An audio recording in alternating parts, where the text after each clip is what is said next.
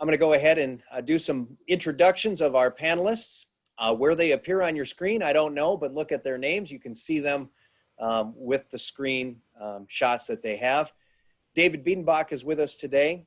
Dave has nearly 30 years of finance and accounting experience, has worked in both private, business, and public organizations, and has been with the Iowa SBDC since January 2019, serving as the regional director in Ames of the Iowa State University Center. That area, or that particular office, covers Boone, Marshall, certainly Story County, and Hardin counties. Dave's got a bachelor's of business administration, specializing in finance, also a master's of accounting degree from Iowa State. I got all your degrees at the right place, it sure looks like. And he and his wife are both Iowa natives living in Ames since 2002. Why don't you wave? Give us a good virtual wave, Dave. Nice to have you here today. Craig Downs also with us today. Craig is president and senior loan administrator of the Iowa Foundation for Micro Enterprise Community Vitality. I call them Iowa Microloan. And with that, Craig brings 30 plus years of commercial banking experience, variety of roles with large and small banking institutions across most of the state of Iowa. Craig also holds a bachelor's of science degree in agricultural business and economics from Iowa State, graduated from several banking schools. He's been with his current position since 2008. Craig, give us a wave, if you will. A virtual Hi, wave. everybody. Thanks to have you here. Diana Wright is with us today. Diana's a welcoming face for startups in Ames and the Des Moines, Iowa area. She helps lead, create, and market the entrepreneurial programs that are housed at the Iowa State Papa John Center for Entrepreneurship. She's a connector in the Iowa State startup community, and her leadership ranges from organizing events for Startup Ames to leading to due diligence rounds, members of the first women's angel investing network in Iowa called FIN or FIN Capital. She's focused on a single purpose, which is really to help businesses grow in Iowa. So once again, Diana, try the virtual wave there, if you would. Hello there. I also got a degree from Iowa State, so we're all on the same page too. Well, and I want anybody who's a UNI grad, Drake grad, or Hawkeye, we have nothing against you. It just seems that our local expertise is coming out of the university nearest to us. So, All right, I'm going to start off with a couple of statements, and then we'll go ahead and get into some of the questions that are probably weighing heavily on the minds of our small businesses in Boone County. So I found this stat the other day, COVID-19 impacting small business. The National Academy of Science, there was a survey conducted back in late March and in early April. They were able to get a hold of about 5,800 small businesses. And at that time, 43% of those businesses that responded had been forced to close. It's just interesting to see how we responded initially. We as a country, we as leaders, we as government officials responded.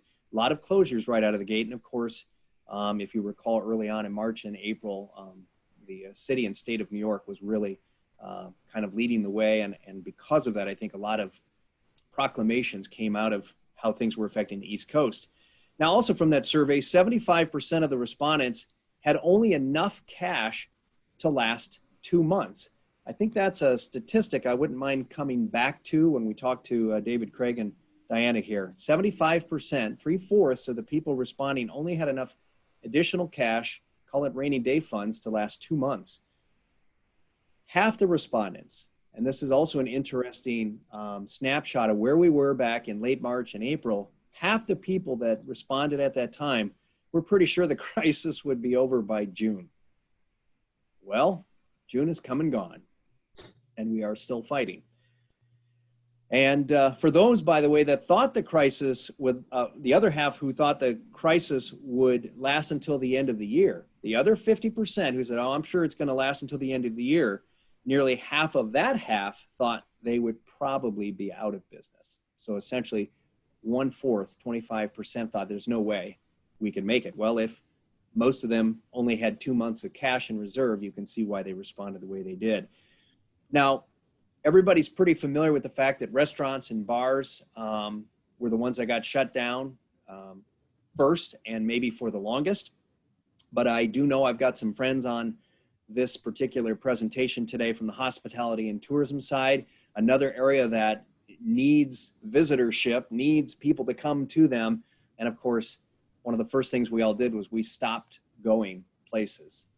We tried to do as much as we could from our homes and from behind walls. So hospitality, tourism, restaurants, and bars, excuse me, most affected. Before we go into question and answer, though, I really would love to have each of you, David, Craig, and Diana, maybe just give us your perspective on not only where we've come from, where we are today. David, could I start with you as a Small Business Development Center director? I'm sure you're seeing and hearing a lot from businesses across the region.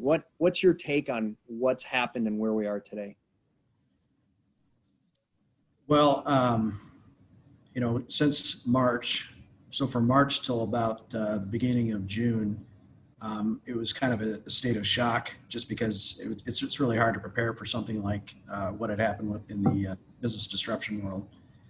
And so it was really kind of a bit of a scramble for a lot of businesses that I worked with, and keeping up with all the different types of programs that are being introduced to help people address the immediate needs that they had. And so, you know, what we did for the most part is just help navigate those programs for our business clients, and then start through the process of planning for next stages. So, you know, we knew at some point in time that those programs were no longer going to be available, and that there's going to have to be, you know, plan B for what happens when those programs, the funding primarily that comes out of those programs, what do they do next? And so that's kind of where the stage we're at right now, is helping those businesses kind of start preparing, or hopefully continue preparing for the next stage to get them through until the economy basically recovers again. Craig, your perspective? Was that me? I'm sorry, I missed that. Yeah. Okay, sorry. My voice lag may be a little slow here. Sorry about that. Yeah, from my standpoint at Iowa Microloan, one of the key components of our program is being in virtual touch with our clients, at least quarterly, and many times more often than that, and that's face-to-face typically. Obviously, since March, we can't do that. And since March, there have been a myriad of issues, problems, concerns that have never before been seen by most of us, if any of us. But we have continued to meet with our clients virtually. We have gone over immediately what the concerns were for some of the businesses that were mandatory closed, when they could reopen, how they could reopen. They started on reopening plans fairly early in the process, thinking it would be a week or two, not months. So that's, I think flexibility is the key in planning. And the planning process has never been probably more important. Trying to get your ideas running around your head onto paper, to refer to those and refine those as you go forward. Flexibility is unprecedented, as the need for flexibility has been unprecedented, I think. We've had so many curveballs thrown at us and so many changes. Business open, business closed, business back open, derecho came through, business closed. It's just been a plethora of issues that we have not had to deal with. So planning, flexibility are key. Craig, I want to quickly let everybody understand a little bit more about your business on the microloan. Just kind of explain quickly where Iowa Microloan fits into the scheme of financing and assisting businesses. Sure. We provide credit and technical assistance to our clients. We make loans from $5,000 to $50,000 in size to clients that cannot obtain traditional credit, be that bank, credit union, whatever the case may be. But all business, no personal, it's all business credit. That's the 15-second speech. Yep, that's awesome. I didn't know you had one. That's great to hear. Diana, from your work with entrepreneurs and startups, but as far wide ranging as you're willing to provide your insights, tell us a little bit about what you've seen in this last, say, 6 months since this pandemic really started to take hold of the small business community. Yeah, I think personally for me, so actually I come from a family of entrepreneurs, and my dad, he owns a small business in Clear Lake, Iowa. He's a florist. He has a Main Street business. And so obviously that closed in March. And I have learned firsthand through what our family has had to do is, you're just trying to survive as a business owner. And, there's a lot of uncertainty. There still is today. But luckily now these businesses, the majority of them are still open. Granted, I know bars are not and restaurants are even still really struggling. But so it was really the survival mode and then figuring out what you could really do. So even for my dad and his business, flower delivery, could he still deliver flowers? Or, allowing for curbside pickup since the front door was actually locked. So it's really kind of navigating those challenges like one day at a time and just trying to survive. I think now that the stores are open and people can actually still come in if the store owner is comfortable, it is really about making up that loss of sales. And so what I have at least seen in talking with a lot of entrepreneurs more on the marketing side is how can we better understand and figure out a plan to actually make up these loss of sales. And then of course, coming into now, if you're retail and listening, coming into the biggest holidays, Thanksgiving and Christmas, what can you even expect? And how do you clearly communicate to those customers what your plan is, what you guys are doing? So it's been really interesting. It's been challenging. I have been the back end of our whole e-commerce website and getting that managed and updated so people could navigate and order flowers online. Luckily, he had that already in place, but we had to do a lot just to add more products since people were not coming into the store. So personally, I can definitely share that perspective, but it's definitely been challenging, and it's why I'm excited at least to talk about marketing and the opportunities there to reach people and the customers. So. Excellent. Thank you much.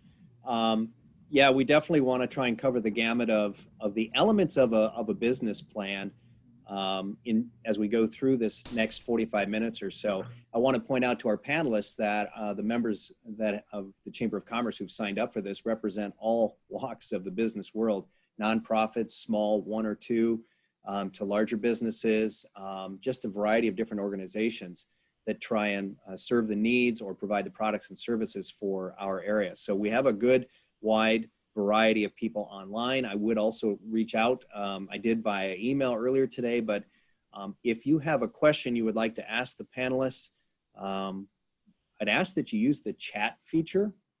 We're not a huge group, but I think it might be a little hard to manage the microphone side of it. So there is a chat feature with Zoom. If you've ever been on Zoom before, you've probably seen it before. If your cursor goes to the bottom of your screen, it should highlight a number of options, one including chat.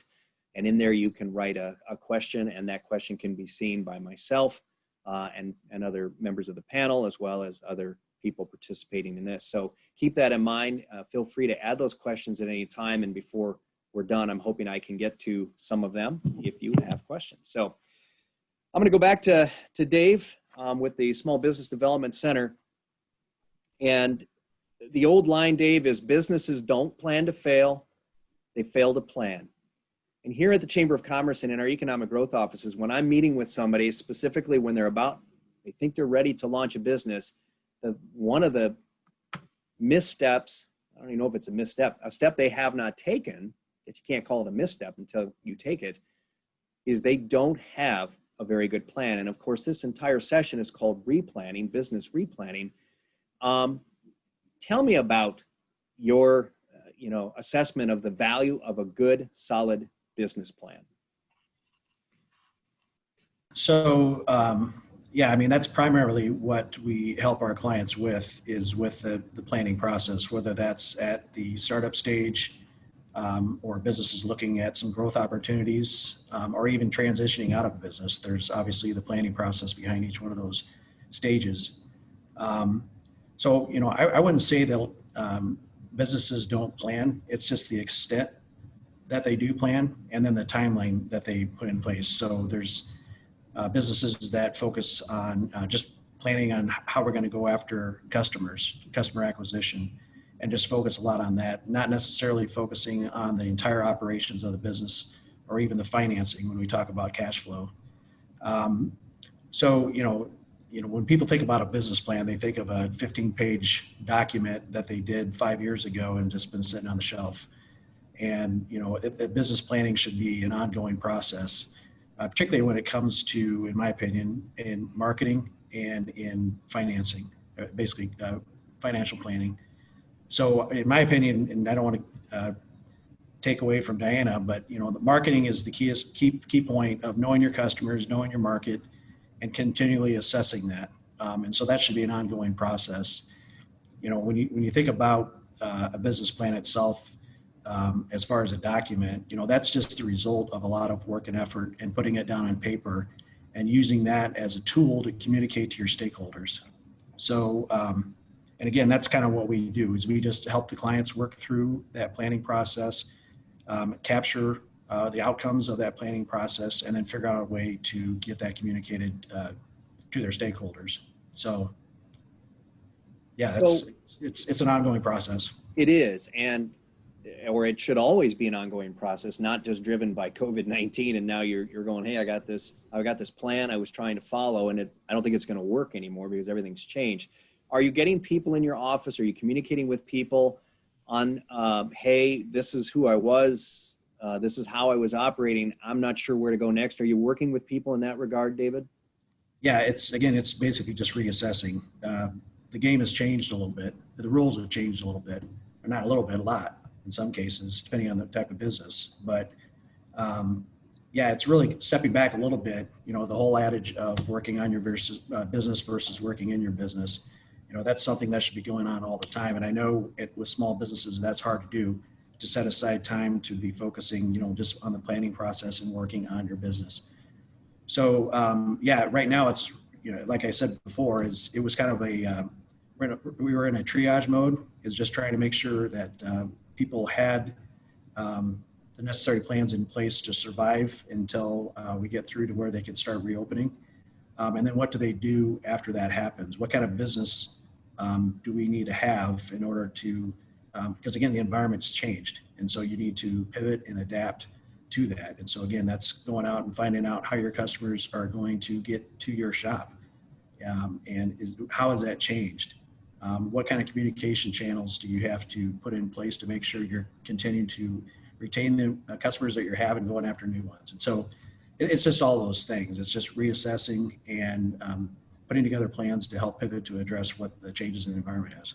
Well, you mentioned that a business plan can be a pretty healthy document, but obviously it's time. The time is now to pivot or adapt.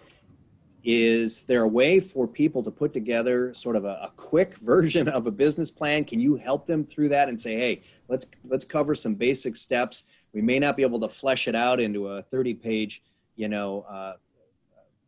document that might be submitted to a bank when you're doing financing or something like that. But do you have a way to kind of create a Cliff Notes version of that? Yeah, I mean, the three main components of a business plan or planning process in my mind is marketing, operations, and finance. So, identifying who should participate in that planning process. With small businesses, typically it's the owner and maybe some key managers. But, again, in my opinion, it starts with marketing. It's just, it really comes down to just making sure that you truly understand who your target customers are, where they live, so that you're marketing to them through the right channels and the right messaging. And then on the operations side, what do I have to do to pivot to make sure that I have the staffing in place, the facilities in place? Do I need to pivot in that case? And then on the financing side, taking the marketing operations component and put that into dollars and cents to find out if you can still cash flow the business based on those two other elements. So it's just those three big segments of the business that you have to focus on and put together plans, and they're all integrated. So that's how I would approach it with clients. Again, for those participating with this particular workshop today, I want you to know David and I communicate a lot, mostly by email, because of course through the SBDC and your connections to the Small Business Administration, there have been a lot of programming notes, a lot of just notifications. And Dave, you're fantastic, always willing to help out the businesses in Boone County, and appreciate that. So I highly recommend if you're participating in this presentation today, that is definitely one office and one particular person there that you can lean on for insights and assistance. Thank you for that. In the comments that you just made, David, you referenced financing. I want to go over to Craig Downs for a second. because I know number crunching and trying to assist, especially in kind of that gap financing area, is a big part of what you do every day. I know you mentioned technical assistance as well. I read an article in Forbes magazine. The top 3 reasons that businesses fail is they aren't in the right marketplace anymore, or their marketplace has disintegrated. So they don't have the right product, they don't have the right service, and they may not be in the right industry anymore. Of course, running out of cash, undercapitalization, and they may not have the right staff on the bus. We might get to that here a little bit later too. A lot of us have just had to get rid of people on the bus, which is very unfortunate, including some very talented people. So we might address that here in a little bit. But let's go to number 2 in that list, Craig. Many small businesses have drawn, to get started at least, have drawn on personal savings to finance their operation. They might have even borrowed some money from family and friends, and they may have a line of credit at the bank. Where should Boone County businesses start looking for operational cash? You heard earlier also, most of them only had about 2 months of it in reserve. Where should they start looking for cash to allow them to survive until this darn pandemic is over? Well, really good questions. As far as the operational cash, when you mentioned a survey that, what was it, majority had only 2 months of operating cash on hand. Number one, that's never enough. But number 2, that's pretty much reality. A lot of the small businesses we see and we work with do not have a lot of cash, or we probably might not be working with them. They were working more in traditional lending roles. It's not just an issue of operational cash. It's an issue now, I think, more importantly, of really knowing your expenses, knowing detailed expenses, having a great handle on them, and conserving cash whenever possible. We all do things and all business. I was just on the phone with a client of ours over actually in Cedar Rapids today, and he's in the food service industry. And as you can imagine, that's not gone exceedingly well since March.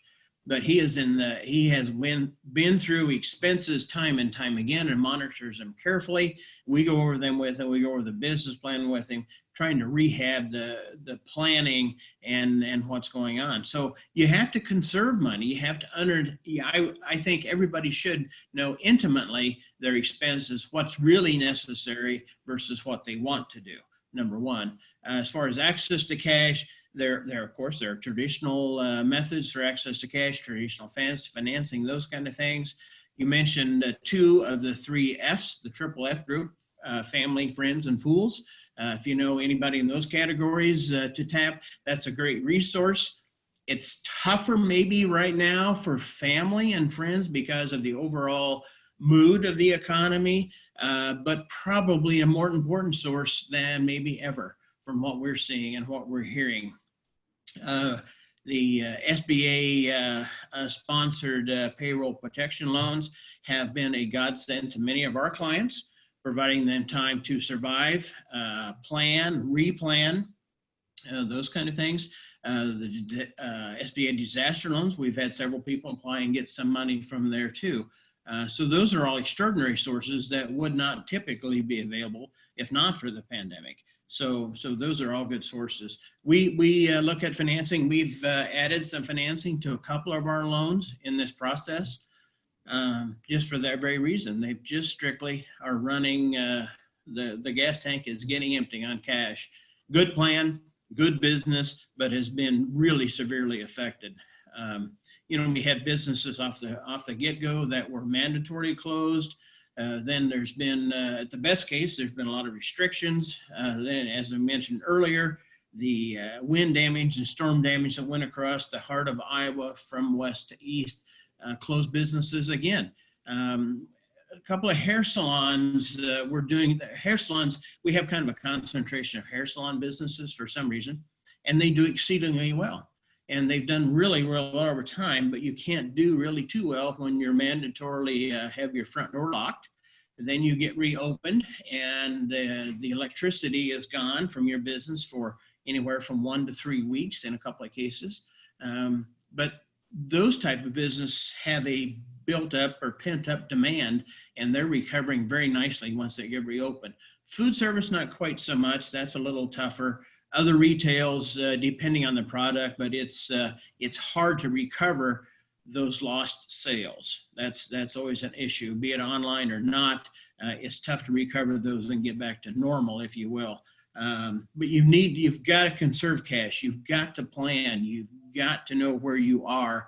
And if you have a good plan, an updated plan, well thought out, I think you can find sources. There's lots of revolving loan funds scattered around the state of Iowa that are local, county, regional, whatever, that are accessible.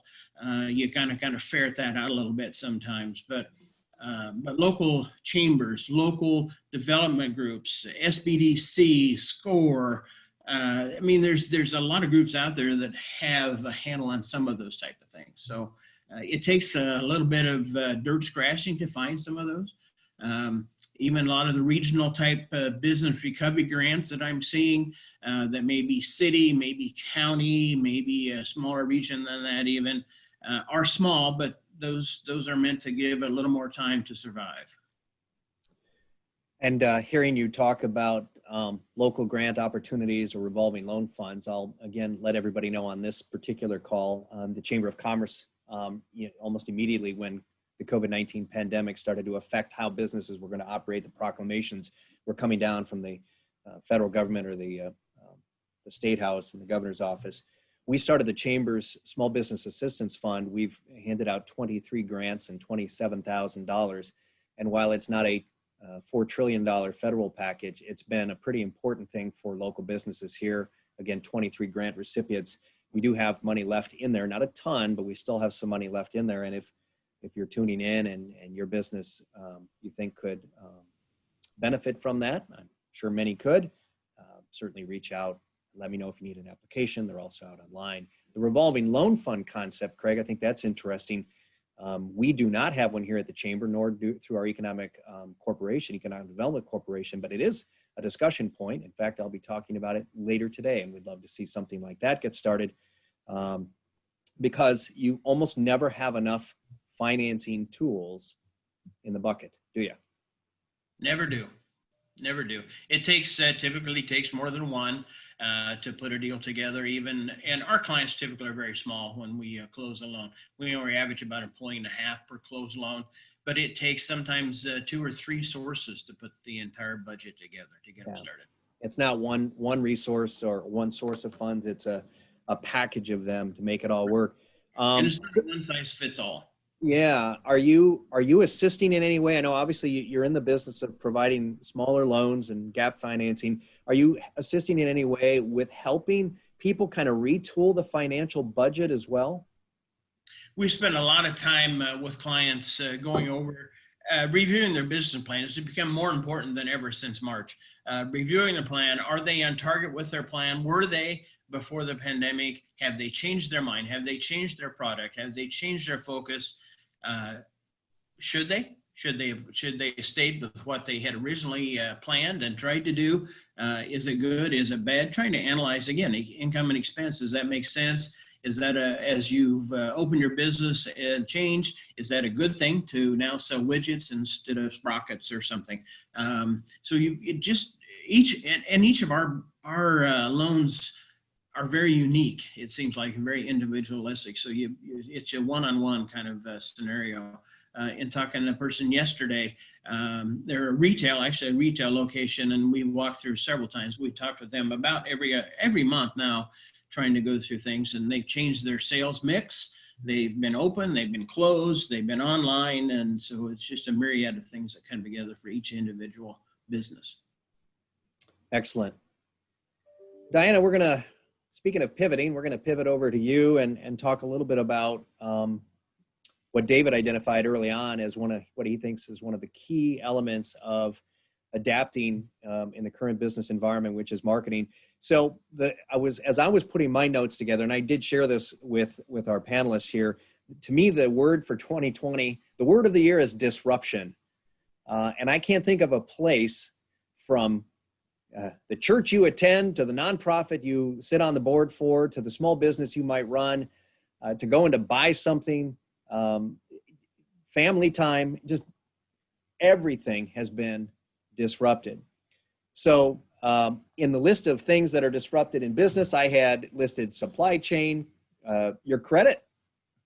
You know, businesses have had to change how they're extending credit, or maybe they can't. So maybe you had credit with a particular supplier and that's been affected. Operational hours. We talked about mandated closures.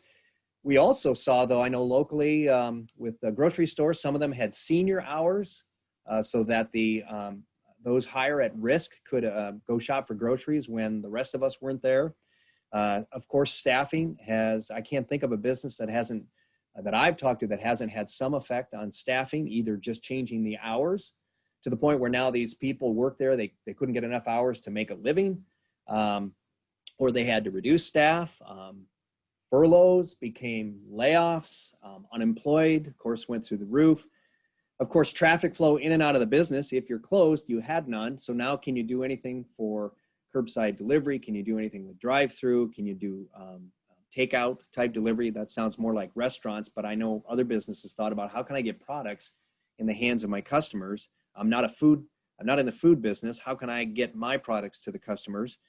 And every program and marketing directed at keeping the customers coming back to your business.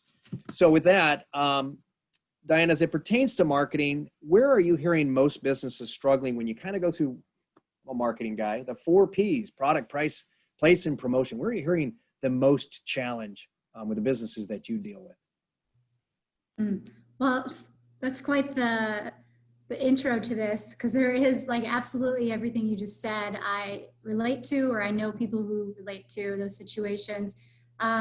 And I think, overall, I think the 4 Ps, which you said, price, product, place, and then the promotion, I think they are actually all relative. I wouldn't pick just one because, you just shared how, it could be that they're coming to pick up something, but maybe they're now buying online. So you actually now need to switch over and figure out a way that people can place an order online to pick up, because that's actually been something that retail-wise has actually been really working out well. And so that percentage, I think month to month with some of the bigger retails has at least increased by 10, 13% of just people picking up curbside.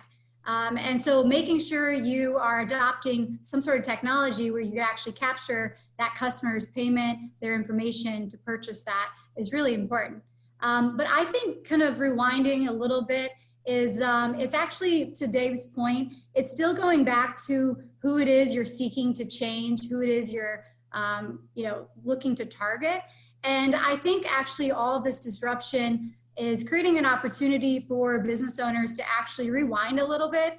And instead of just saying, well, we've always done it this way, no, you actually have to disrupt now and change. Otherwise, you might not make it out of all this. And so, that goes back to who it is you're seeking to change. And so when we're working with any of our clients or students, entrepreneurs, we always try to make sure that you certainly can look at everyone as a market, but everyone is expensive. Everyone is not specific enough. And, they're just very fragmented. And so we usually then say, okay, think about someone. And usually, in this presentation today, you're listening in, you likely already have a customer. And so even narrowing down to who it is that customer is, what is their headspace in right now? And we're all in different headspaces right now, depending on what we're juggling, like even if you have kids and that whole scenario of going back to learn. And so it's really going specific to someone and remembering who it is that you are seeking to change. So I think a lot of time we need to spend in actually determining who that is again, or if it's someone new that you're looking to change. And when I say, who it is you seek to change, that just means, to actually use your product, to use your service, and that benefit that they're going to get. That's what I mean by that question. So I kind of would start there, but I do believe that, as far as the 4 Ps, all of them could be looked at, because even just with price. So, I know one of the questions is that, do you look at increasing your prices so that your margins are higher because your volume might be lower right now? And so kind of things that I at least have seen through my family's business is that, we are a service business and a product business, and with flowers. And so usually that delivery fee in town or to the next 20 miles was always free. But due to COVID and a lot of that uncertainty, delivery now we're charging a fee for. And consumers are actually still responding and still making those purchases. So that's something too to kind of consider is, where are there different price opportunities? And even with products, if people are not coming into your store, the likelihood of them grabbing extra things goes down dramatically. And so creating more of a bundle. So something that, I did with my dad's business is that because he's a gift store and flowers, we created a comfort at home box, and it had 5 different items in it, like whether it was a candle, flowers, a plant, that really was relatable to people, and they're spending more time at home. So you just have to really get creative and then rethink your products and how you might bundle the services, the products that you currently offer. So that would be kind of my first response to that. Did you say that your father's business already had an online presence and you just needed to tweak it a little bit? Did I hear that earlier? Yeah. So luckily he had an online store. It looked pretty rough, I will say. Like, it looked at least 10 years ago. It should have been updated. And so really we had to work and get a lot of his product photos updated and putting more products on the e-commerce store. So since you deal with a lot of new business startups, how important is it in your mind that they have certainly an internet presence, but maybe an e-commerce ability on there? Is that kind of standard anymore, or do you still see people debating on whether or not? Because of course it takes money, and it does take time. I think you said that you're helping out the floral business in Clear Lake. Obviously your dad could not do that. Maybe another family member or employee maybe couldn't devote the time or didn't have the expertise to do it. So can you talk about that a little bit? Yeah. And I know, like, for entrepreneurs, I always say when it's marketing, like, you have $1 in 1 hour. So you're not like the big box stores that has a whole department creating a website for you. So it really depends, I think, on the business though, and their products, the services that they're offering. So of course, like retail, I do think you have to have an online e-commerce platform. And I know that, a lot of the studies out there now are showing that obviously e-commerce has increased dramatically over this whole pandemic. And it's actually showing that it's here to stay, that people are willing to buy online. It's here to stay. And so I do think it's actually a great opportunity if you're not yet online to offer your product. And it could just still be, if you can't figure out how to ship or anything like that, then you do offer that, buy online, but come pick up at the store. So I think that's a great first step. And then if you don't have like the know-how, the knowledge, there is a ton of young people who are digital natives. And so whether you can ask a family friend if a son or daughter could help out, I think a lot of the younger people, and I get the opportunity to work with students at Iowa State, and I know all their capabilities, their skill sets, and it's easy to actually find those people. Sometimes you just have to ask for it, but I think that's a great start to try to find someone if it's not yourself. I'm going to take a moment to share a screen. Those of you online here, obviously members of the Chamber of Commerce, if you catch any of our Monday morning bulletins or some of the other communications we send out to our members, you probably have seen me reference Central Iowa Shop Where I Live. This is a program through, an entrepreneur out of Cedar Rapids, Sherry Edelson and her husband put this program together. It hopefully is showing up on your screen right now. And that is an e-commerce site for small businesses, the smallest of the small businesses. Everything's pretty well laid out in a very simple format. And anybody who sells anything from nonprofit memberships to support the mission of that organization to certainly products and services, I would encourage you to take a look at this. There is normally a cost to being on the site, but we had that cost subsidized while we're in the midst of COVID. So there's absolutely no cost to be a part of it. We've had a number of workshops related to being on this site, and this is about small businesses in Central Iowa. So it's both for the consuming public to go there and be able to sit at home and buy products and services and curbside delivery and to your door deliveries and things like that. If you haven't looked at this and you're a member of our Chamber of Commerce, please give this some consideration. It's a very simple program, but it's pretty powerful. So I wanted to make sure that everybody had a chance to see that. All right. I'm going to go back to David for a second here. David, because again, I referenced nonprofits just a second ago with Shop Where I Live, and we have them involved in this Zoom meeting as well. Do you have any special advice for, or have you been dealing with nonprofits? I think sometimes people don't put nonprofit organizations in the realm of small business, but the reality is, and of course we are one, we are two of them here, if we don't generate enough cash to pay our bills, we go away just like the small business does. So I'm curious, have you dealt with any of that in your SBDC office? To some extent, but nonprofit organizations are going through, like you just mentioned, through the same issues that a for-profit business is going through. I mean, they have issues of maintaining membership and maintaining existing donations, however that the nonprofit organization is structured. But again, they have customers and they have financing and they have staff that they have to deal with.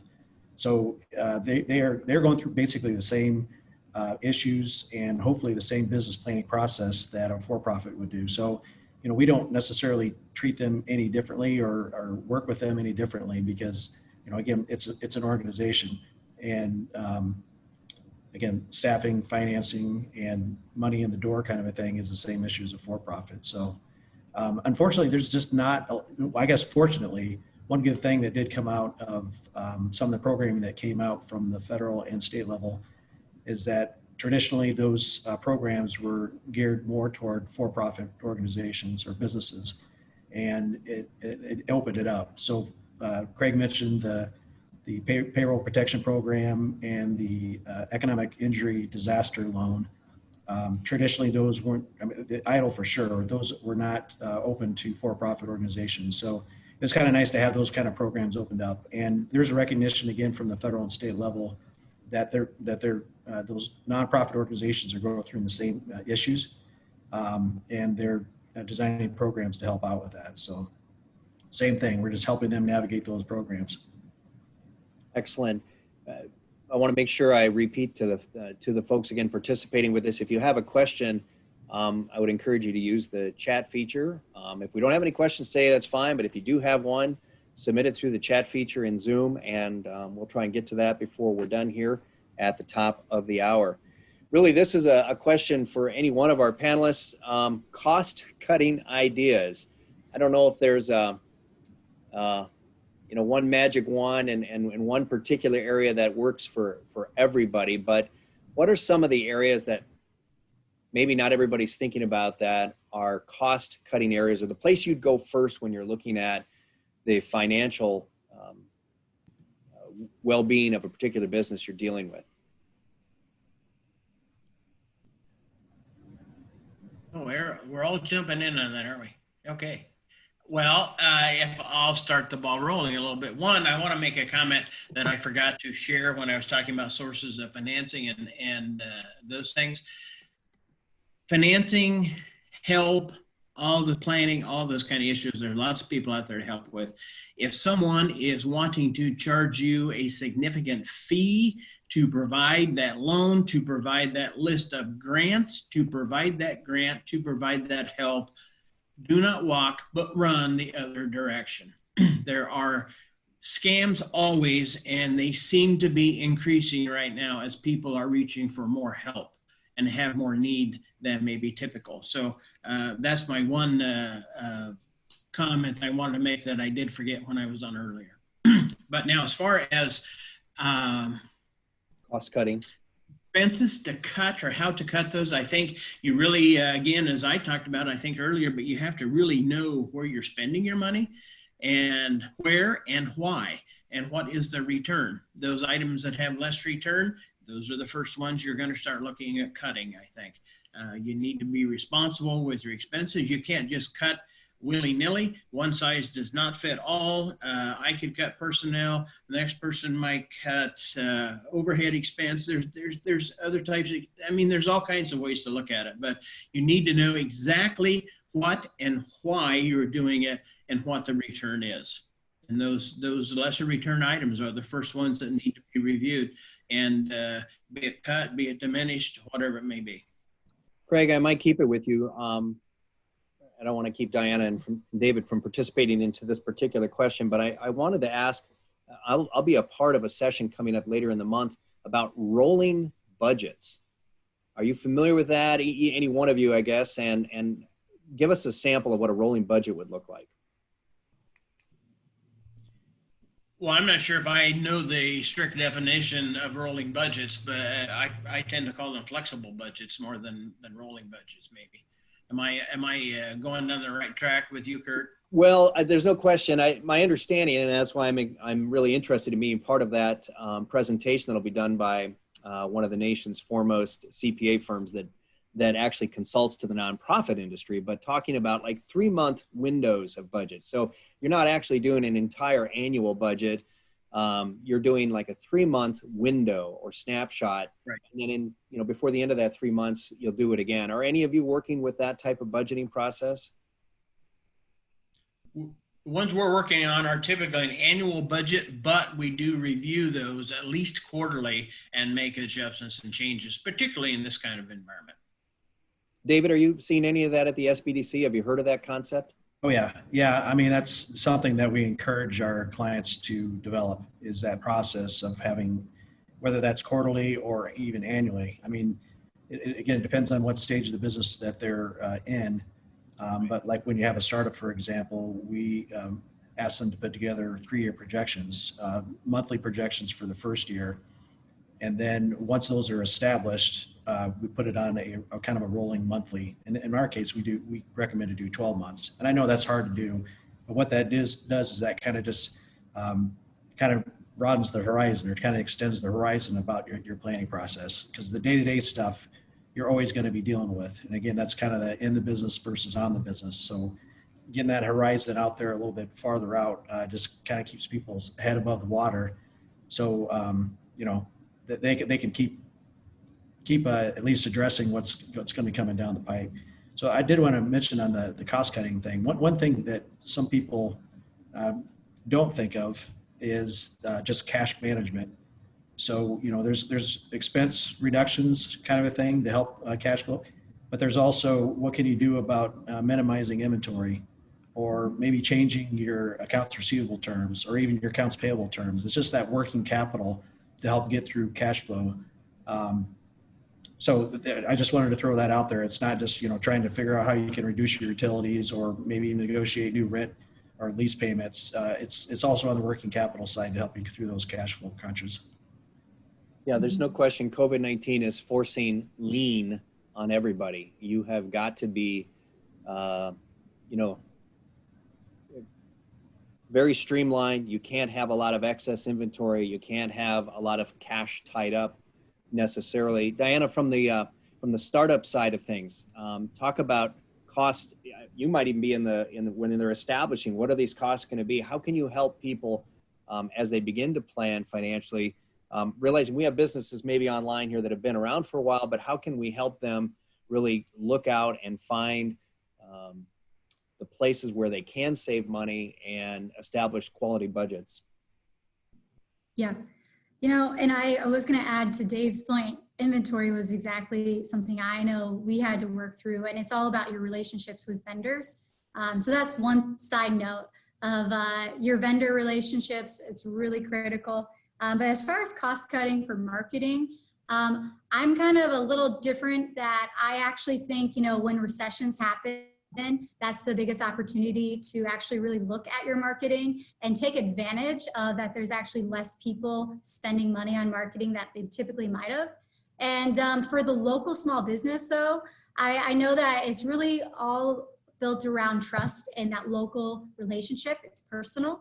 And so I am not one to actually say you should cut your costs in marketing. I think what you have to do is, if something has been done that way and you don't really have a reason why it's always been done that way, well, you certainly should make sure there's results coming from that. So if you have always, put an ad in somewhere, or if you are, doing direct mail, or if it's even online marketing, making sure that it's still getting you the results. And if it's not, we'll really reassessing and switching things up. So whether that is the message, your call to actions, or deciding, maybe it is that we want to allocate this money somewhere else. But I actually wouldn't cut costs in marketing. I think it's really important, but I just think you need to evaluate what's getting you the best results.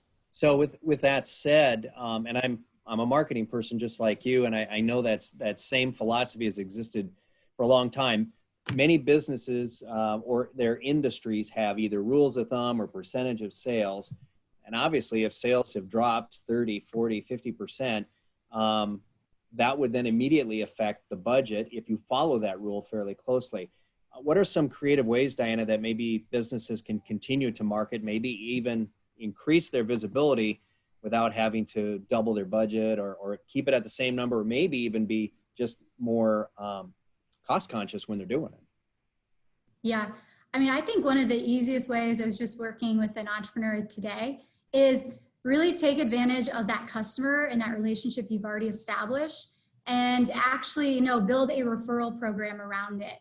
And so I know with local small businesses, it really, I go back to it, but it's about trust and it's about that relationship. And I think what better way to actually launch like a referral campaign. So whether that's your neighbor or whether that's, the next business, if you're in B2B, I think that's like one really easy way is people really forget about who their customers are and how they can actually really utilize their networks as well. I saw it right when everything was getting closed down. I mean, everyone wanted to support small businesses, and they just found ways that they went to their coffee shop and still did the drive-through, or they bought gift cards ahead of time, or pre-filled their money cards at any of their favorite places. And so I think, when people, say like, hey, I use this service and they did a great job, like that's a referral, that's a testimony too. So just taking advantage of your current customers, and then also making sure you're still talking to your current customers so they're not lost. I think that's really important. So. One of the challenges that businesses faced and nonprofits, we're one person smaller here. We had to cut a position. Many businesses had to let, again, people go. This concept of staffing, I want to talk about that in two parts. And I know we don't have a ton of time left, but I want to talk about any advice to the business world about staffing, how ways they can look at it, some tips that you might have there, but also from the nonprofit side, we rely pretty darn heavily on volunteers. I don't know if you've got any insights on volunteer development, or also maybe just a take on it. I know that we're challenged to find them. Our friends in the nonprofit industry are challenged to find them. So again, two parts, and maybe Diana, since you're on my screen, I might start with you. Let's talk about staffing for businesses, and then if you could kind of allude to any thoughts you have on volunteer development. Yeah, I mean, as far as staffing, I just know personally you have to be very flexible. And so whether that's with your current staff, giving those flexible options. I was just reading the chat, so I missed the first half of your question, unfortunately. But as far as volunteers, and if that's related to COVID, and what are the opportunities to connect to the community, I definitely do think as far as the participation number, it has been down even for the number of our programs that we do, which are all free entrepreneurial programs. We've seen it just with the students. They have a lot going on. And so a lot of times there are participants, and even you could say volunteers. And so I think naturally it is down as far as numbers, but it is just then finding the ways that they want to contribute and give back. So I don't have like the right answer. I guess I'd have to know more about a nonprofit and what that volunteer, what those roles and opportunities are, whether they're in person or if it's something they can do independently. So those are some things to kind of think about too, while you're doing like the volunteers. But yeah, David, are you hearing anything about businesses looking to see how they can share employees. I feel like I've heard that coming out of the Iowa State University system where they're trying to figure out, well, if I can't have an employee for the 30 hours I normally had, can I get him or her 15 hours and then he can get 15 hours somewhere else? Are you hearing anything like that going on in the business world? So as far as sharing employees, not as much. It's more of people utilizing contracted labor. So that's kind of another shared share economy kind of approach, is that they're utilizing contracted employees to help them kind of navigate the ups and downs a little bit more often than they probably used to. I would point out too, as far as the nonprofit on volunteers, I mean, we've been told over the last 6 months is that we need to stay home, stay safe, kind of retract a little bit. And that's going to be challenging, obviously, with volunteers. Volunteers really want to get out and help in that. So I think it's still going to continue to be a challenge. I agree with Diana that, is there other ways that they can engage with the organization outside of, or maybe within their own home or within their own network. So yeah, I mean, it's just kind of the sign of the times that it's really hard to get volunteers, is because basically they're told to kind of hunker down and kind of protect your own family at this point. But Yes, no question. again, no solutions there, but it's just kind of. Yeah. I would go on and to say, because I'm also in that same space as other nonprofits, when it comes to volunteer development, we think about it every day and throughout the year, and I'm sure they do as well. And it's a trick. I think there's been a bit of a shift in the mentality about spending time and volunteering time, because I think we're more time starved as a society than we've ever been before. That doesn't, again, offer any solutions, but it is a battle to show the value in it, even though I'm a believer that there is great value in giving back to your community through volunteering and certainly through our local nonprofits. We have just a minute or two left. Dave, you're up on my screen right now, so I'm going to ask you, is there any kind of one tip you want to throw out as we close out here? Just one thing that all businesses or the people on this call could take away, even if it's just a sign of hope for the future. Well, I mean, it's kind of the theme of this hour, is back to the planning, is that you need to set aside time to kind of step back and think through your business a little bit. The hope that things are going to come back to the way they were, and again, I'm sure everybody's heard this, it's not going to happen. People's mentalities, the way they buy, the way they shop are going to be different. And I think in some cases it's pretty permanent about what that's going to be. So thinking about your business, about how you can adapt to that new reality, is just something that you got to set aside time and do. So yeah, I mean, again, it's back to your theme about the importance of doing planning. Craig, any thoughts, kind of closing thoughts on tips, Sure. suggestions? Sure. Know your business. Don't think you know it because it's yours and you've operated it for 6 months or 6 years. Know your business. Know where your money goes. Know where your income stream is. Know everything there is to know about your business. Thank you. And Diana, kind of close it out.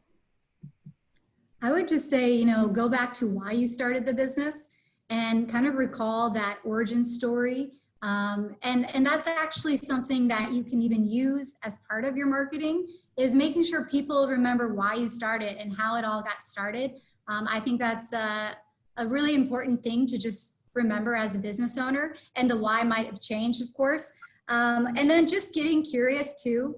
I think, I live in the marketing world, and, I always recommend to people, always have a notebook and a pen and write down things that you see or hear that even your customers are saying, or what you might hear in a competitor, what you might actually overhear, and that might become an actual, oh my gosh, this is a new way I can change the product, or change the message or how I reach people. So just get curious and remember what your why is. And there's a lot of people that want to support you guys. So definitely reach out to all of us here. You guys have been a great resource during this 1 hour, and I'm sure there's a lot more you could land. I maybe didn't ask all the questions that are on the mind of our small business participants here, but I want to thank David Biedenbach with the Small Business Development Center in Ames, Craig Downs with Iowa Microloan, and Diana Wright with the Iowa State University Papa John Center. If folks do have questions, hopefully you all would be willing to, maybe we could throw you an email or two, or even go ahead and share that information with our participants today, hopefully.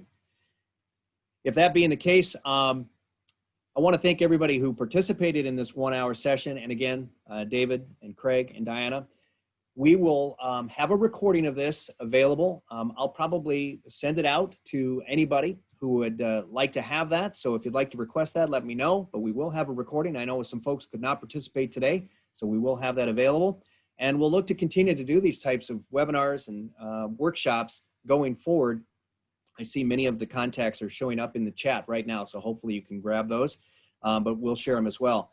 But we will continue to try and do this. Our role here at the Chamber, since we can't go out and do the person-to-person stuff we're used to, this is kind of where our role has kind of evolved to as well during the pandemic. So hopefully as we put out these opportunities, you can participate down the road. Thanks to everybody. Encourage you to be safe, and we'll see you soon.